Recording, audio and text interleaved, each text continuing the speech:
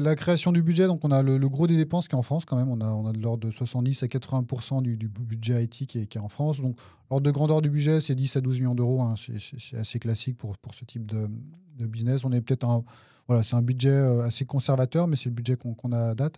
Et donc, pour payer un certain nombre de transformations en 2024, en fait, j'ai coupé dans un certain nombre d'outils qui n'étaient pas ou peu utilisés.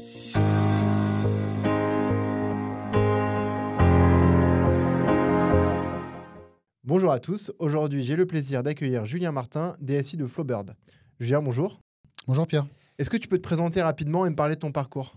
Oui, bien entendu. Donc Julien Martin, donc je suis DSI de Flowbird depuis fin 2024. Et donc, voilà, donc moi j'ai un parcours professionnel. Ça fait une vingtaine d'années que je travaille dans l'industrie à des postes de supply chain, de project management, et progressivement j'ai basculé dans l'IT. Donc grosso modo, mon parcours, j'ai un parcours business, supply chain, beaucoup de projets, beaucoup de transfo pendant une dizaine d'années. Et depuis une dizaine d'années, j'ai continué dans la transformation, mais plutôt la transformation digitale, l'IT. Et donc, ça fait 10 ans maintenant que je travaille dans l'IT pour des sociétés internationales, la plupart du temps, dans des environnements industriels, que ce soit de l'automobile, de l'aéronautique, des biens de consommation. Et alors, c'était quoi les sociétés que tu as Alors voilà, donc en termes de société, donc j'ai travaillé donc à un groupe que vous connaissez peut-être qui s'appelle Honeywell. Donc c'est un groupe américain international. Donc Honeywell, c'est un groupe d'une quarantaine, cinquantaine de milliards d'euros de chiffre d'affaires.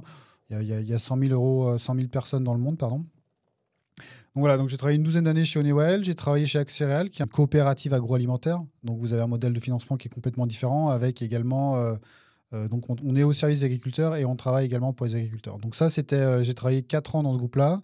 Et auparavant, j'ai travaillé dans le groupe Total, dans une petite entité qui s'appelle Bostik. Donc c'était au tout début de ma carrière. D'accord. Est-ce que tu peux me parler un peu de Flowbird et de pourquoi tu as rejoint Flowbird? Voilà, donc Flowbird, c'est un groupe de mobilité, hein. C'est un groupe qui apporte des solutions de mobilité pour les villes essentiellement. Donc il y a différents types de clients en termes de clients. Donc vous avez soit les consommateurs finaux, soit les villes, soit les communautés de communes. Et donc, Flowbird apporte des solutions de mobilité, que ce soit au niveau des transports, donc tout ce qui est billettique transport, par exemple, les horodateurs, c'est un deuxième type de produit physique. Et après, il y a tous les services numériques, les applications que vous utilisez pour acheter des places de stationnement.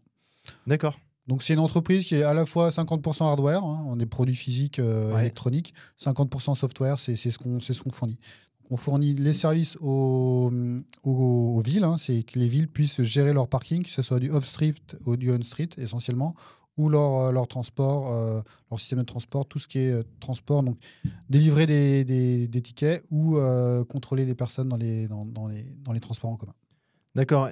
Et toi, du coup, tu as quoi dans ton périmètre? Alors donc moi mon périmètre, donc moi je suis DSI Group, donc c'est l'IT interne. Donc quand je parle d'IT interne, donc la société aujourd'hui est divisée en deux. Donc il y a une partie qui est l'IT interne, donc on a la partie toutes les applications métiers, donc que ce soit ERP, CRM, on a également les outils RH, donc tout ce qui est également CAO, DAO, donc les PLM, le PDM, donc tous les, on va dire les blocs. Si vous prenez le cycle de vie de nos produits, donc on conçoit des produits, donc il faut faire des plans, il faut ensuite définir des gammes, des nomenclatures pour pouvoir les fabriquer, les approvisionner, les fabriquer. Et ensuite, il y a la fin de vie du produit où il faut assurer la maintenance des horodateurs, ce genre de choses. En fait, sur l'ensemble du cycle de vie, vous avez un certain nombre de solutions, de systèmes qui permettent de designer, de fabriquer, d'assembler, de délivrer nos produits. Donc ça, c'est une partie plutôt produit physique. Et après, au niveau de la partie software pure, donc on a une partie, 50% de notre métier, c'est du software. Donc là, il y a les applications, les équipes software qui utilisent Jira, tous les outils assez classiques de production et de delivery de solutions IT. Donc mon périmètre, si je reviens à ta question, donc une partie application, une partie toute la partie infrastructure, network, infrastructure, une partie cybersécurité. Donc c'est les 3 piliers, on va dire, de mon service. On a également une partie data. On a une petite partie data depuis 1 an où on a mis en place de la BI pour répondre aux besoins des métiers. On n'avait pas trop d'indicateurs ou assez peu de data disponible facilement pour les métiers. Et comment tu as fait pour recruter dans ce bloc, justement, parce que c'est un défi assez récurrent chez les DSI que je rencontre? Donc, sur la partie data BI, donc, il y avait on a déjà un pôle data sur la partie Customer IT. Pour faire simple, on prend tout le transactionnel de vente, toutes les applications, tous les systèmes qui sont mis à disposition de nos métiers, on collecte de l'information client. Donc ça, c'était une organisation qui existait chez nous. Après, sur les blocs finance, stock, supply chain, vente, on n'avait pas d'intelligence, pas de data intelligence. Donc là, en fait, on est parti sur une prestation Orange. Hein. C'est assez simple, finalement. Il y a Orange Business Services. On a une prestation, on a 2-3 prestataires qui nous ont aidés à mettre en place un certain nombre de datasets. Pour expliquer la complexité, c'est un modèle assez classique. On a une douzaine de RP. Donc une dizaine de RP, si vous voulez avoir l'ensemble de vos achats, de vos achats mondes, on a des achats mondes assez importants. Donc il faut récupérer, collecter, mettre en forme l'ensemble de nos data. Donc si je vais faire une comparaison, on est un peu reparti comme dans les années 90 où c'était un petit peu, on repart de zéro pour construire des entrepôts de données. Là, on s'est servi de la technologie existante, mais la logique pour la mise en forme de la qualité de la donnée, c'est déjà une partie collecte, mise en forme de la donnée, et ensuite branchement, on va dire progressivement standardisation et automatisation de la collecte. Donc voilà, donc le recrutement, effectivement, on s'est appuyé directement sur Orange Business Services d'un côté, et de l'autre côté, on avait des équipes internes sur lesquelles on s'est appuyé. Donc c'était un mix des deux pour pouvoir aller assez vite. D'accord. Est-ce que tu peux me parler un peu de la façon dont tu gères tes projets IT, oui. La méthodologie, les approches pour optimiser, on va dire, le delivery pour les clients internes, ça a été mettre en place du portfolio de projet, enfin, une gestion de portefeuille de projet pour s'assurer qu'on délivre les bons projets pour les clients. Donc ça, c'est toute la partie priorisation. On a une liste de projets, on priorise avec les métiers et ensuite on suit l'exécution. Et donc, on a une liste de portefeuille de projets qui est gros. Et après, sur l'exécution pure des projets, on a quand même beaucoup de projets. On est plutôt sur des modes waterfall aujourd'hui, parce qu'on a quelques projets en agile, mais assez peu. Pourquoi ? Parce c'est des projets qui sont pas très gros en termes de dimensionnement. Là, on est sur des projets entre 20 et 100 jours. C'est des projets de taille petite, voire moyenne. Et qui sont peut-être peu amenés à évoluer par la suite. Ouais, voilà, le besoin est pas toujours figé, mais est relativement stable sur le besoin. Et donc, pour l'instant, pourquoi je suis parti là-dessus ? Parce que j'avais assez peu de compétences agiles dans mon service. Donc, le temps de recréer une compétence, alors on essaie d'identifier les projets sur lesquels on peut partir plutôt sur des méthodologies agiles. Néanmoins, si vous n'avez pas les compétences ni métier ni IT pour travailler comme ça... tu préfères que ça soit structuré en waterfall. Voilà, c'était la priorité. Freestyle en agile, quoi. Déjà, 2024, la priorité, c'était de relister tous les projets, de se dire, bon, qu'est-ce qu'on garde, qu'est-ce qu'on arrête, qu'est-ce qu'on accélère.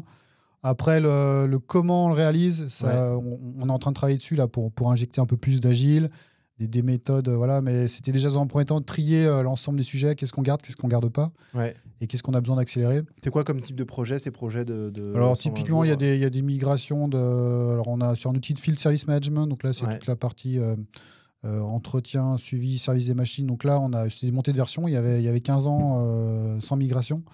Donc, on a dû remigrer l'ensemble. Donc, c'était une montée de version assez épineuse, hein, qui nous a pris plus de temps que prévu. Donc, ce genre de projet, on a eu beaucoup de projets cyber. On a eu mise en place un Security Operating Center externalisé.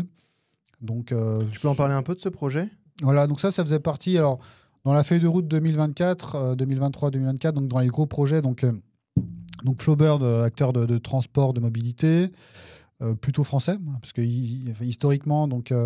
c'était Parkeon, et avant Parkeon, c'était Schlumberger. Donc, vous avez sur les 2200 collaborateurs, il y a toujours 40 à 50% des collaborateurs qui sont en France, qui sont autour de Besançon, parce que Besançon est le site historique. Alors, moi, je suis entre Neuilly et Besançon, parce que j'ai des équipes à Neuilly, à Besançon, aux États-Unis, en Angleterre, en Suède. Donc, tu voyages un peu du coup. Voilà, donc le gros des équipes quand même est français. Donc forcément, je vais voir les clients internes. J'ai une partie de mes clients internes qui sont à Besançon, et j'ai une partie des équipes qui sont à Besançon également. D'accord. Sur le Security Operating Center, donc c'était un projet qui avait été initié avant que j'arrive en termes de faisabilité. Donc il y avait déjà un appel d'offres qui avait été lancé. Donc définir, donc on avait une partie du SOC qui était internalisée, on avait une petite équipe. Et donc là, c'était de passer la vitesse du dessus, à savoir avoir un expert de la sécurité qui puisse récupérer tous nos logs de nos différents applicatifs d'outils cyber ou autres, de notre workplace par exemple, et qui puisse à partir de là, avec les différents outils d'intelligence artificielle, pouvoir identifier les événements et être plus précis sur les alertes et les threats, donc les menaces qu'on avait. D'accord. Donc voilà, donc c'est une partie. Donc l'idée, c'était vraiment au lieu d'avoir quelque chose qui était fait en manuel ou semi-manuel, aujourd'hui on avait de l'ordre de... En termes d'alerte, on tournait à 3-4 000 alertes par mois, pardon, donc 50-60 000 alertes par an de nos différents outils, donc avec une équipe qui était assez petite, donc on ne pouvait pas gérer l'ensemble manuellement. On pouvait perdre, on va dire, certaines menaces de vue. Donc là, voilà, on s'est appuyé on a mis en place l'outillage et les processus avec Almon, hein, c'est un prestataire extérieur, qui est un expert des Security Operating Center. Et donc, Mais qui développent l'outil ou qui sont plus des accompagnants? On a mis en place l'outillage avec eux et eux, ils sont en charge de gérer toutes les alertes. Donc, on a paramétré tous les cas d'usage, quand c'est qu'il y a une alerte, quand c'est qu'on veut l'avoir. Et eux-mêmes, en fait, par rapport aux différents logs des différents applicatifs qu'ils reçoivent, ils peuvent nous alerter sur les tendances ou sur les problèmes qu'on a. Donc, ça vient toujours l'EDR, les antivirus, les firewalls, enfin, tous les différents... Ils ont aussi une vision sur ce qui se passe, ils ont un accès pour pouvoir vous aider à identifier. Voilà, en fait, ils reçoivent tous les messages d'alerte, ils les compilent, enfin, le niveau le plus fin. Et à partir de là, ils ont des moteurs qui permettent, au travers d'IAO, de dire voilà, bon, attention, là, il y a un problème à ce niveau-là. Et ce projet-là, on l'a mené tant sur la partie IT interne que sur la partie IT externe, donc c'est-à-dire plutôt la partie Data Center Operations, donc toutes les applications qu'on met à disposition de nos clients externes. D'accord. Et qu'est-ce que tu as mis en place d'autre sur la sécurité? Alors, sur la sécurité, on n'avait pas de gestion de crise. Ou très peu, ou ça s'était perdu. En tout cas, il y avait eu un certain nombre de personnes qui étaient arrivées perdues. Donc, il y avait, que ce soit au niveau technique ou au niveau interne. Donc, toute la partie technique, donc faire des tests, on s'est fait épauler pour tester, se mettre en situation, des simulations. On a eu 3-4 simulations. Et après, plutôt de la partie organisationnelle entre la communication, le juridique, la direction générale. Qui fait quoi si on a une crise? Comment on réagit? Tous les différents scénarios, voilà, c'est selon le type d'attaque qu'on a, qu'on puisse réagir correctement. Donc là, c'est des processus qu'on a mis en place. On a pareil la gestion des incidents, on l'a bétonné pour avoir un temps de réponse très rapide aux incidents, différents incidents. Donc les classés, qui fait quoi, pareil. Donc ça, c'est plutôt au niveau incident. On a mis en place un DDoS, on a fait pas mal de travail sur les mots de passe. L'EDR, on n'avait pas 100% d'EDR sur tous les terminaux, donc 2200 collaborateurs. Il y avait encore certains collaborateurs qui n'avaient pas toujours l'EDR. Donc la supervision à distance, on n'avait pas toujours moyen de parfaitement contrôler ce qui se passait sur les postes de nos collaborateurs. Beaucoup de awareness, donc de formation, sensibilisation. D'accord. Vous avez utilisé quoi pour ça? Alors là, on avait un petit outil, on avait MetaCompliance, c'était l'outil qu'on avait. Donc beaucoup de newsletters, de communication par email, de rappels lors des réunions des réunions de service, donc soit les réunions groupes, soit les réunions de service. Donc c'est la communication assez basique, mais voilà, c'est quand même important, c'est impactant. Et pas mal de simulations de phishing, de faux phishing. On a eu pas mal de travail là-dessus sur le phishing, à la fois la partie formation et la partie simulation. Donc, c'est quelque chose d'assez classique, mais qui est quand même... c'est les fondamentaux. Donc, on a passé du temps là-dessus à expliquer aux personnes comment ça fonctionnait. Alors aujourd'hui, vous êtes dans 80 pays. Oui. Comment vous faites pour gérer le helpdesk sur un volume aussi important? Donc, un des projets qu'on a mis en place avec l'équipe au cours de 2024, c'est un outil helpdesk centralisé. Donc, en fait, on avait une base ServiceNow qui était utilisée en France, donc à peu près la moitié des collaborateurs, grosso modo. Et donc, ce modèle ServiceNow, donc l'ITSM ServiceNow, on l'a déployé à l'ensemble des pays. Donc, on a revu l'ensemble des services, des SLA qu'on offrait dans l'outil. Et donc, on a déployé sur les États-Unis, l'Angleterre, la Suède, l'Allemagne, la Pologne, la plupart des pays. Donc là, on doit adresser, aujourd'hui, on ne l'a pas encore dans tous les pays, je crois. Il y a des pays où il y a 5 ou 10 personnes, donc on n'a pas complètement déployé. Néanmoins, on doit avoir 90 à 95% de la population Flowbird qui a accès à cet outil. Donc là, je parle de l'outillage. Et derrière, il y a une organisation également dédiée. Donc en fait, c'est un mix. Le gros de l'organisation est dédié. Donc on a des personnes en France, en Angleterre, en Suède qui peuvent traiter les tickets. Et en sachant qu'à partir du moment toutes les demandes, soit les incidents, soit les demandes, les requests sont dans l'outil, après vous pouvez les dispatcher au sein de l'équipe IT. Donc c'est très puissant. C'est vraiment le point d'entrée. Si vous voulez, c'est ma tour de contrôle pour voir comment ça se passe au niveau du métier, qu'est-ce qui marche bien, qu'est-ce qui marche pas bien, est-ce que les tickets on les traite en temps et en heure, est-ce que les clients internes sont satisfaits, mécontents, est-ce qu'on tient les taux de service en termes de clôture des tickets, répondre aux besoins des clients. D'accord. Est-ce que vous avez réussi à rester proche du standard de ServiceNow ou vous avez quand même dû pas mal personnaliser? Oui, alors effectivement, ServiceNow, c'est un outil qui est très puissant. C'est très riche, c'est très puissant. C'est une solution. Alors nous, Flowbird, ça reste une ETI. On est de 350 ou 380 millions d'euros de chiffre d'affaires en 2024. Donc, c'est une ETI, si vous voulez, 2000 personnes. Et donc, ServiceNow, ça reste un produit très riche, très abouti. Donc, nous, ce qu'on a fait, on a pris le choix de plutôt paramétrer plutôt du standard, on va dire. Il y a plein de fonctionnalités qu'on n'a pas tout à fait activées pour l'instant. Est-ce qu'ils ont des choses intéressantes côté IA ou ça reste encore balbutiant? Alors, on a fait quelques POC pour voir, pour activer des bots au travers de l'IA, des choses comme ça. Le problème, c'est que derrière, ça tirait des abonnements supplémentaires au travers de GenAI. Donc, on a creusé le sujet.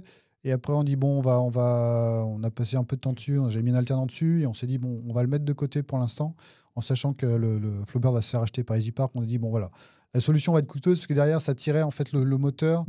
Il y a différentes solutions, mais une des solutions qui nous paraissait intéressante, c'était de taper sur un moteur d'IA qui était avec des abonnements payants, parce que derrière, il y avait un moteur à payer, premièrement. Bien sûr. Et deuxièmement, en termes de base de KM, donc Knowledge Management, on avait, notre base KM était encore est perfectible. Donc, on a de l'information, mais après, l'autre source d'information, c'est d'aller taper dans toutes nos Google Drive. Donc, moi, mon entreprise est sous Google Workspace, en termes d'information.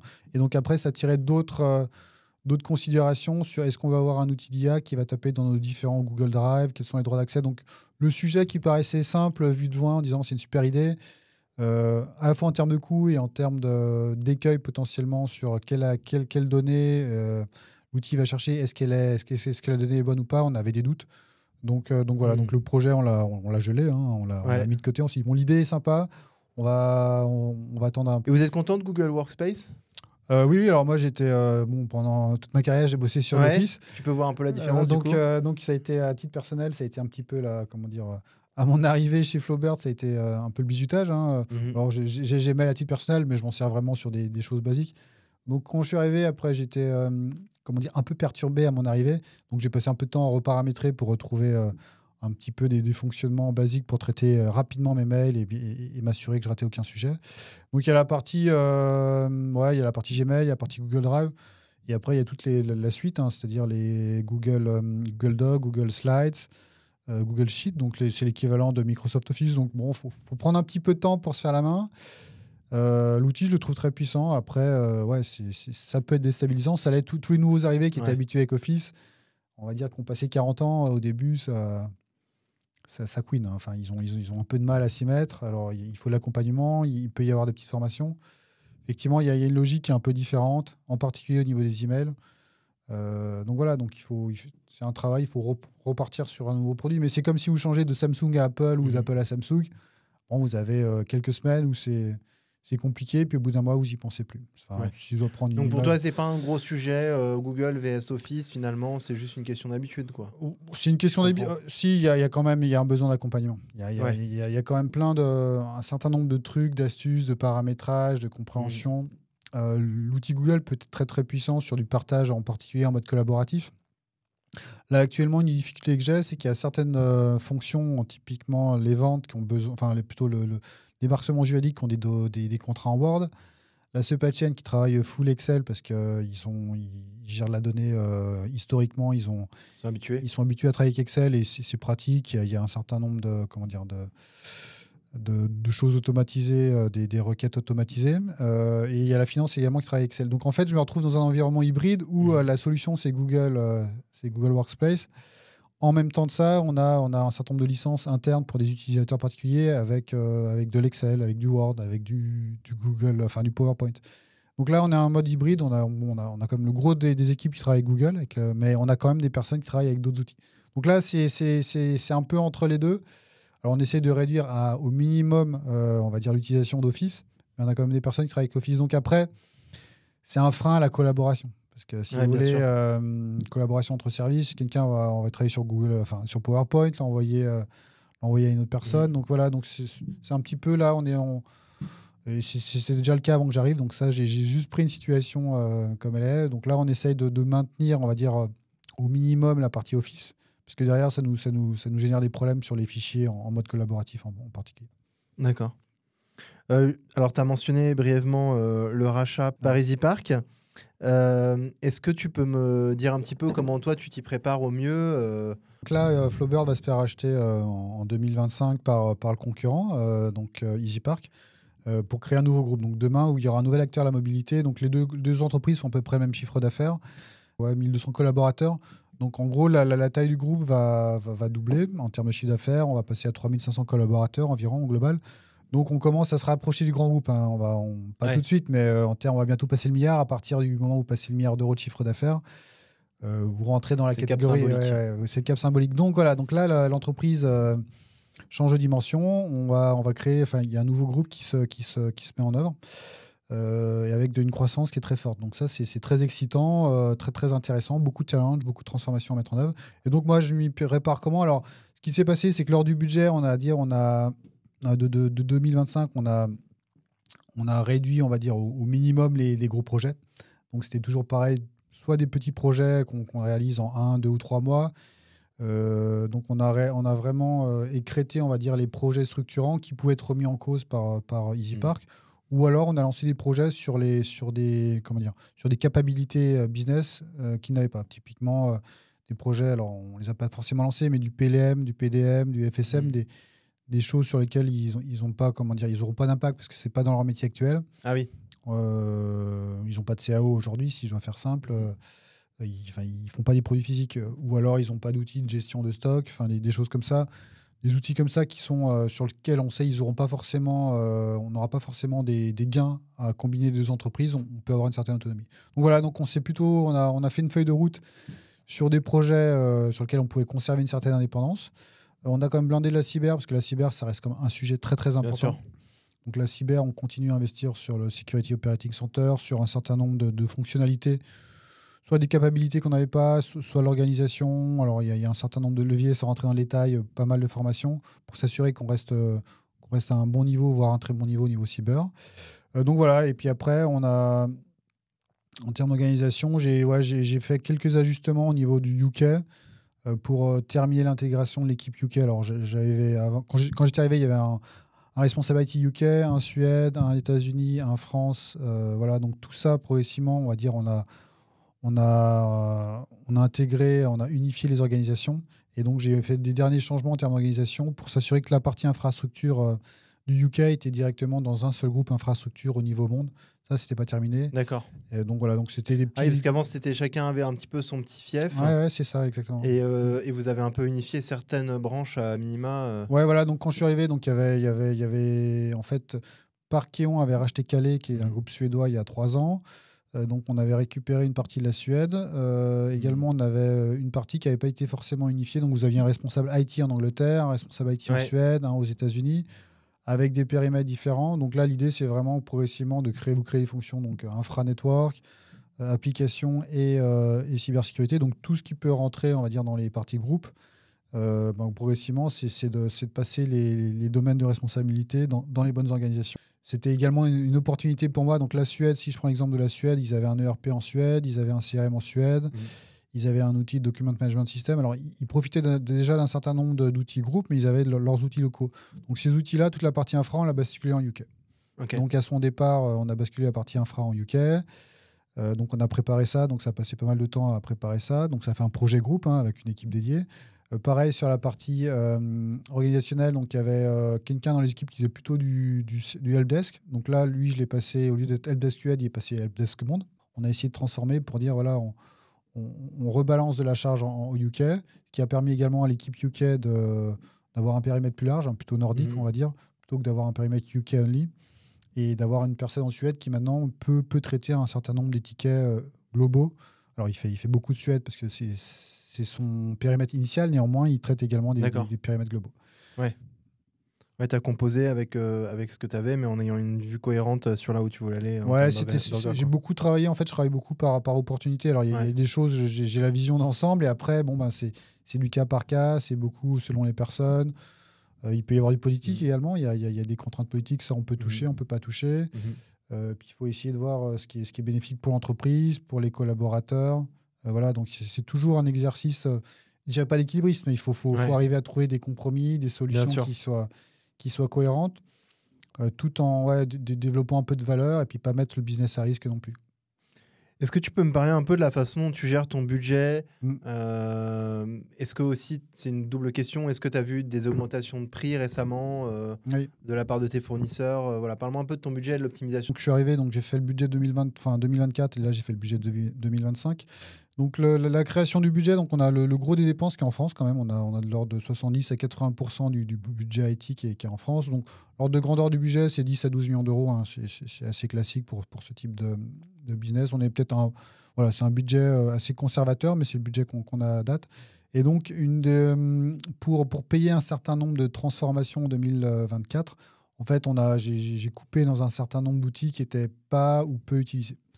Donc, il y avait des licences, on payait des licences Salesforce. Bon, on a réduit de façon significative le nombre de licences Salesforce, de l'ordre de 30% de mémoire. Ah oui. Sur des licences qui avaient été octroyées au fil et à mesure du temps, mais qui n'étaient pas utilisées.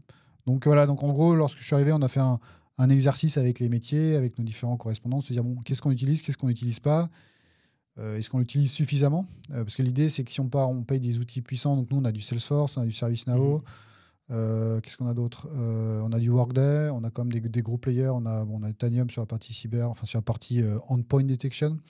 Donc on a quand même des suites applicatives, on a des gros players. Donc T'as réussi à sauver combien de l'ordre de 10%. D'accord, donc ça fait quand même un petit million. Alors c'est ça, 5-6% par an, on va dire. Okay. Mais ça fait 1 million sur l'exercice 24-25, c'est 5-6 millions.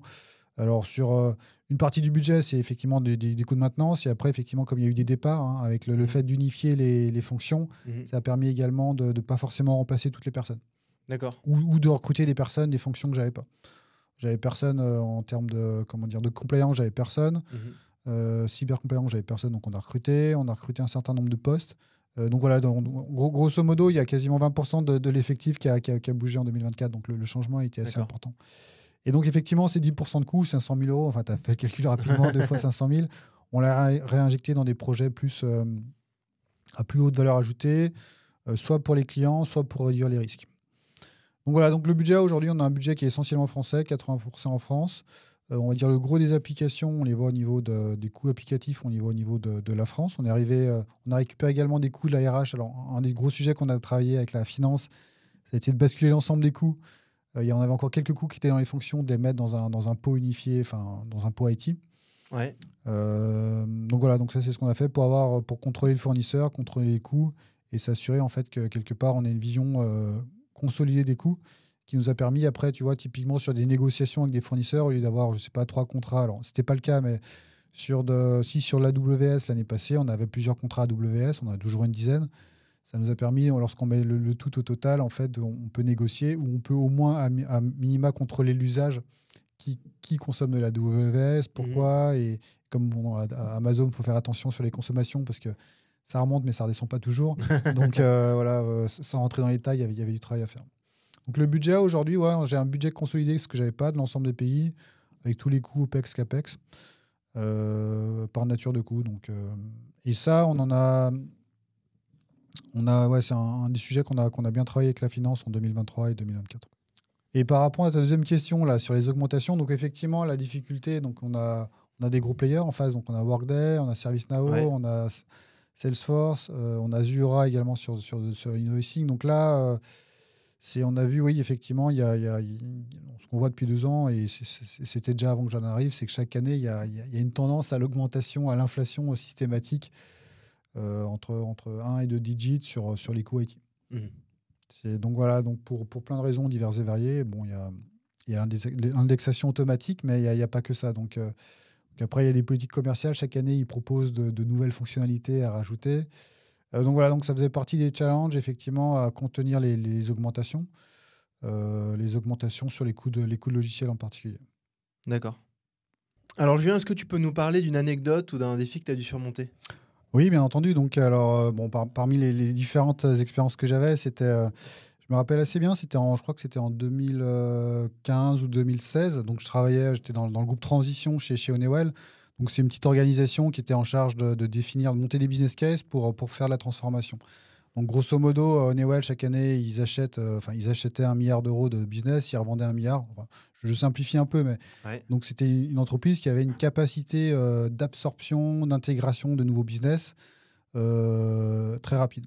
Et donc, moi, je faisais partie de ce groupe-là. Donc, typiquement, après l'acquisition, après merger acquisition, donc il y avait l'ensemble des composantes de l'entreprise, que ce soit au niveau IT, finance, tout ça, qui passait à la moulinette, ou si vous voulez, dans un processus d'intégration proprement dit, pour les intégrer selon la nature des activités dans un corps modèle Honeywell.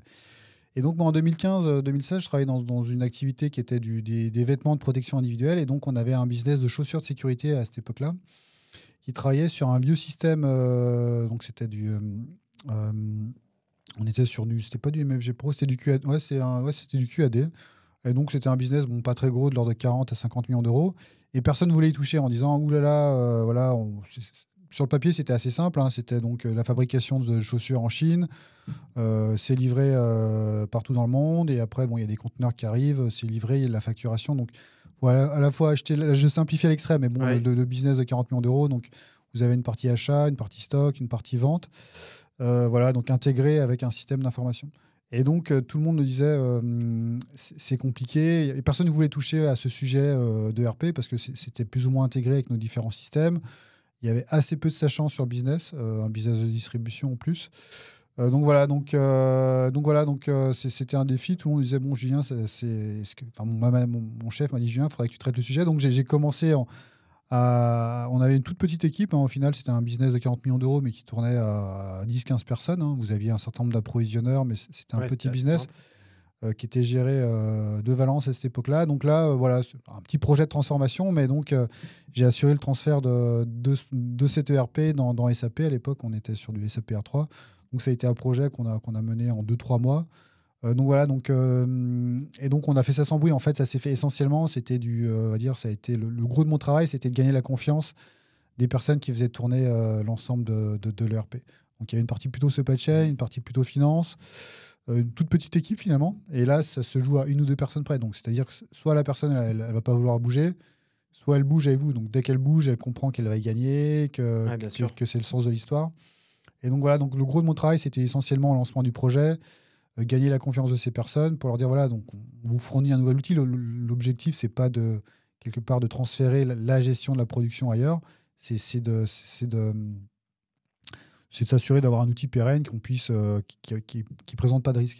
Donc voilà, donc c'est un des petits défis, mais voilà, c'était à cette période-là, c'est vraiment là où j'ai commencé en 2015 à peu près à basculer sur. Avant, j'étais 30% IT, 30% supply chain et 30% transfo. Et là, c'est à ce moment-là où vraiment j'ai décollé en termes d'IT. Où je suis passé 60-70% IT et 30% transfo. C'est vraiment l'humain, en fait, c'est des projets. En termes de gestion du risque, il faut que vous ayez un peu l'intelligence émotionnelle ou situationnelle pour comprendre qui va me permettre d'aller jusqu'au bout et quelle personne j'ai besoin d'avoir avec moi sur le projet. Et donc moi, j'avais 2 personnes en particulier, une fois qu'elles étaient... Alors ça a pris 3-4 semaines. Au début, il y avait un peu de défiance de leur part. C'était des anciens, ils avaient 57, 58 ans. Ils disaient, est-ce que... en fait, eux, ils avaient peur de perdre leur boulot. Ils disaient, une fois que notre savoir est perdu, est transféré dans un nouvel outil, n'importe qui peut faire notre boulot à notre place. Et donc, c'était ce travail-là que j'ai dû faire avec eux pour expliquer que ce n'était pas le cas, ce n'était pas l'objectif final. Et aborder les choses franchement, finalement. Ouais, voilà, c'était donc voilà. Donc, et puis les impliquer en disant, bon, vous allez apprendre un nouvel outil. Au contraire, ça va sécuriser votre travail. Je rappelle que j'avais passé beaucoup de temps en présentiel à côté d'eux, à comprendre comment ils travaillaient. Et m'assurer que le nouveau modèle fonctionnerait correctement. Après, on a fait pas mal. Bon, c'est la recette assez classique, on va dire, un projet ERP. Après, une fois que ces personnes-là étaient avec moi, après, on avait un corps modèle SAP Honeywell. Donc, ça a été pas mal travailler avec la finance et puis s'assurer de faire les tests qui allaient bien. Les transferts de production, le transfert de commandes, très classique en termes de Go Live. D'accord. Et aujourd'hui, si tu devais créer une start-up, oui. Pour les DSI ou même quoi que ce soit, qu'est-ce que tu ferais?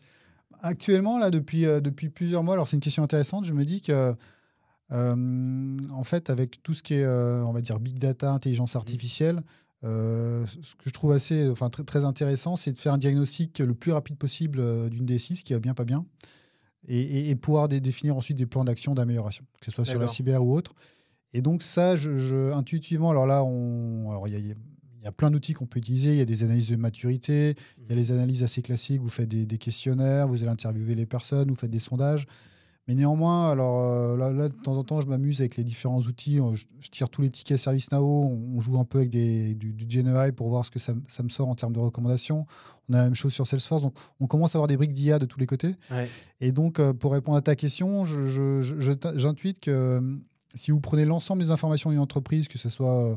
je ne sais pas, par exemple, le comportement des utilisateurs sur Google Workspace, qui travaille avec qui. Donc, vous pouvez vraiment comprendre les réseaux d'influence des collaborateurs entre eux sur Google Workspace. Vous prenez on va dire, l'ensemble des messages de tous les applicatifs.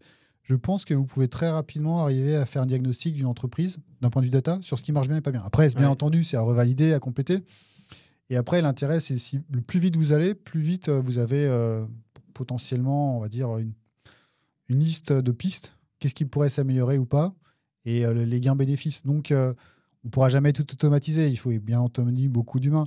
Mais en fait, très rapidement, en fait, on pourrait imaginer d'avoir, par rapport à tous les outils qui vous ressortent de la big data d'une entreprise, quasiment sûr qu'on pourrait sortir un diagnostic, OK, force faiblesse de votre IT, limite en cliquant sur un bouton. Enfin, ouais, ça serait une bonne idée. S'il y en a qui nous écoutent, faites-le, parce que c'est vrai que j'exagère un peu. Et après, donc, vous allez, une fois que vous avez ce premier rapport, après, c'est du politique.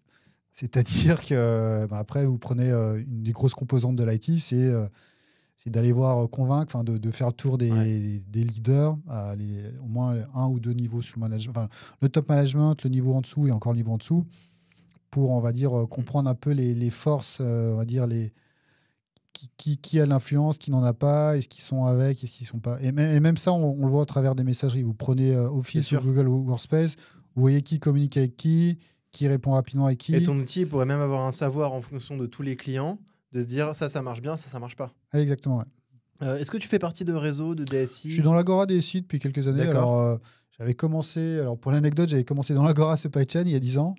Okay. J'avais fait une dizaine d'années, donc quand j'étais directeur supply chain.